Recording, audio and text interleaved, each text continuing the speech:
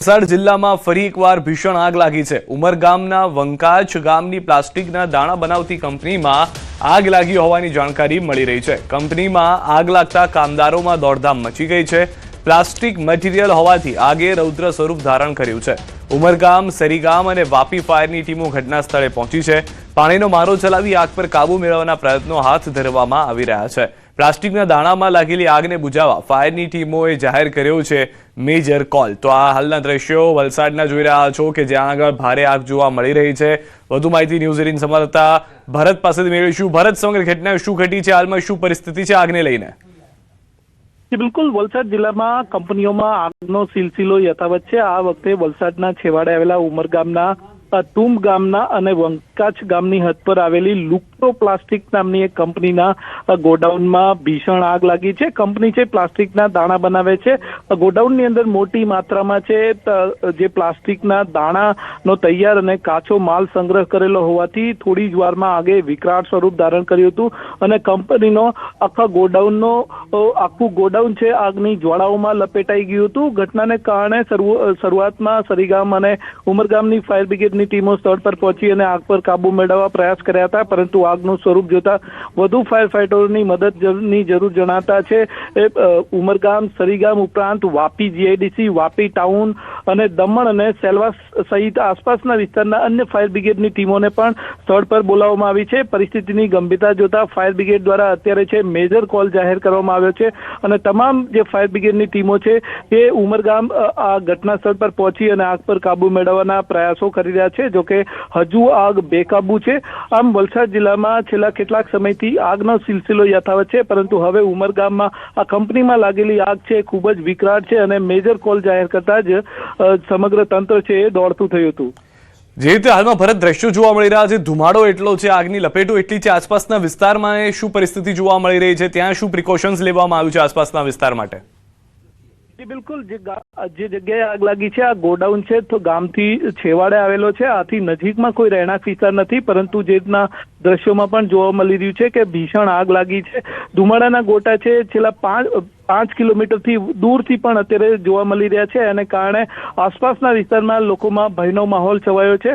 અત્યારે છે જે સમગ્ર ટીમ છે ફાયર બ્રિગેડ, પોલીસની સાથે સ્થાનિક વહીવટી તંત્રની ટીમો સ્થળ પર પહોંચી અને પ્રથમ તો આગ પર કાબુ મેળવવાના પ્રયાસો કરવામાં આવી રહ્યા છે અને સલામતીના પગલાં પણ લેવામાં આવી રહ્યા છે। જો આ આગને કારણે વધુ નુકસાન ન થાય તે માટે ફાયર બ્રિગેડની ટીમોએ ભારે જહેમત ઉઠાવી છે અને આગ પર કાબુ મેળવવાના પ્રયાસો યથાવત છે।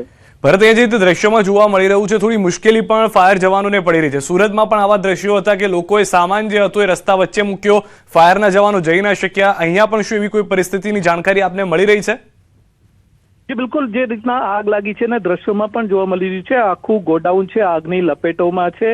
આસપાસના સ્વાભાવિક છે કે આટલી મોટી આગ લાગી છે એને કારણે આસપાસના વિસ્તારમાં તાપમાન પણ છે, જે ગોડાઉનની આજુબાજુ તાપમાન પણ ઊંચું જાય છે। આ સમયે ફાયર બ્રિગેડની ટીમોએ છે આગ પર કાબુ મેળવવા ભારે જહેમત ઉઠાવવી પડે છે। કપરી પરિસ્થિતિમાં પોતાના જીવને પણ જોખમમાં મૂકી અને ફાયરના જવાનો છે એ અત્યારે છે આગ પર કાબુ મેળવવા માટેના પ્રયાસો કરી રહ્યા છે।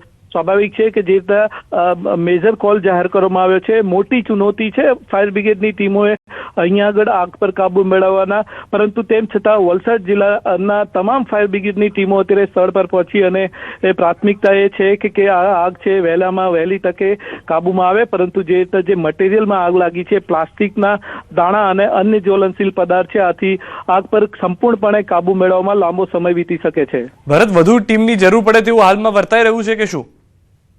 અત્યાર સુધી જે થઈ શરૂઆતની અંદર ઉમરગામ અને સરીગામના ફાયર બ્રિગેડની ટીમ સ્થળ પર પહોંચી હતી, પરંતુ પરિસ્થિતિની ગંભીરતા જોતા વલસાડના જે આસપાસના વિસ્તારમાં ની સાથે સંકરદેશ, દમણ અને દાદરાનગર હવેલીના ફાયર બ્રિગેડની ટીમો પણ સ્થળ પર બોલાવવામાં આવી છે અને આગ પર કાબુ મેળવવાના પ્રયાસો કરવામાં આવે છે। અત્યારે 7થી વધુ ફાયર બ્રિગેડની ટીમો છે આગ પર કાબુ મેળવવા પ્રયાસ કરી રહ્યા છે અને શક્ય છે કે હજુ વધુ ફાયર બ્રિગેડની જરૂર જણાતા આસપાસના પ્રાઇવેટ કંપનીઓ જે છે તેમના ફાયરની ટીમોને પણ સ્થળ પર બોલાવવામાં આવે।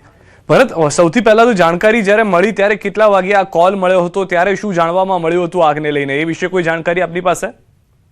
જે વખતે શરૂઆતમાં આગ લાગી હતી એ દરમિયાન ત્યાં આગળ કામદારો પણ કામ કરી રહ્યા હતા, પરંતુ આગ લાગતા જ તેઓ તાત્કાલિક દોડીને બહાર આવી ગયા હતા. આથી કોઈ ઈજા કે જાનહાનિના અહેવાલ નથી, પરંતુ શરૂઆતમાં એક જગ્યાએ એક ભાગની અંદર આગ લાગી હતી અને થોડી જ વારમાં આગે મોટું સ્વરૂપ ધારણ કર્યું અને આખો ગોડાઉન છે એ આગની જ્વાળાઓમાં લપેટાઈ ગયો હતો. આ પરિસ્થિતિ જે રીતના દ્રશ્યોમાં પણ જોવા મળી રહ્યું છે કે આગ ખૂબ વિકરાળ છે અને ફાયર બ્રિગેડની ટીમોએ આગ પર કાબુ મેળવવા માટે ભારે જહેમત ઉઠાવી છે, પરંતુ જે રીતે આગના દ્રશ્યો જોવા મળી રહ્યા છે અને દૂર દૂર સુધી જે રીતના ધુમાડા જોવા મળી રહ્યા છે એને કારણે આસપાસના વિસ્તારમાં ભયનો માહોલ છે. ભરત, જે રીતની ભૌગોલિક પરિસ્થિતિ છે જ્યાં આગ લાગી છે, કઈ રીતનું નુકસાન આસપાસના વિસ્તારમાં અથવા પરિસ્થિતિ સર્જાઈ શકે છે ભૌગોલિક રીતે જો સમજવું હોય તો? જે રીતના જે દ્રશ્યોમાં પણ જોવા મળી રહ્યું છે કે આ તુંબ અને વંકાચ ગામની હદ પર છે. જે જગ્યા પર આગ લાગી છે ત્યાં રહેણાંક વિસ્તાર નથી, ગામના રહેણાંક વિસ્તારથી થોડે દૂર છે. આથી લોકોએ હાશકારો અનુભવ્યો છે કે નજીકમાં કોઈ રહેણાંક વિસ્તાર નહીં હતું, પરંતુ જે રીતના દ્રશ્યોમાં પણ જોવા મળી રહ્યું છે કે આ કંપનીમાં આગ લાગી છે. આ અગાઉ પણ વલસાડ જિલ્લાના જે ઔદ્યોગિક વિસ્તારો છે, વાપી, ઉમરગામ, સરીગામ સહિતના, ત્યાં આગળ કંપનીઓમાં આવી મોટી આગ લાગતી હોય છે. એ વખતે અત્યારે જે આ કંપનીમાં આગ લાગેલી છે એ પ્લાસ્ટિકના દાણામાં આગ લાગી છે. આથી પ્લાસ્ટિકના દાણા અને અન્ય જ્વલનશીલ પદાર્થ પર જે પદાર્થમાં લાગેલી આગ પર પાણીથી મારો ચલાવી અને આગ પર કાબુ મેળવવો મુશ્કેલ જણાય છે. આથી આવી પરિસ્થિતિમાં ફાયર બ્રિગેડની ટીમો દ્વારા છે ફોર્મનો મારો ચલાવવામાં આવે છે, જે છે એ અત્યંત જ્યારે ભીષણ આગ લાગેલી હોય છે અને જ્વલનશીલ પદાર્થ હોય છે એ વખતે આગ પર કાબુ મેળવવા માટે પાણીની સાથે છે ફોર્મનો પણ મારો ચલાવવામાં આવે છે. અત્યારે ફાયર બ્રિગેડની ટીમો છે ફોર્મનો મારો ચલાવી અને સાથે આસપાસના જે તમામ બાજુથી ગોડાઉનના તમામ બાજુથી છે એ પાણીનો પણ મારો ચલાવવામાં આવી રહ્યો છે અને વહેલી તકે આગ પર કાબુ મેળવવા માટેના પ્રયાસો થઈ રહ્યા છે. આભાર ભરતસિંહ, આપણી પાસેથી વધુ અપડેટ્સ પણ મેળવતા રહીશું. તો હાલમાં આગ જે છે તે બેકાબુ છે, ફોર્મ મારો કરવામાં આવી રહ્યું છે, પહેલા પાણીનો મારો કરવામાં આવ્યો હતો, પરંતુ હજી પણ આગ કાબુમાં આવે તેવી પરિસ્થિતિ જોવા નથી મળી રહી.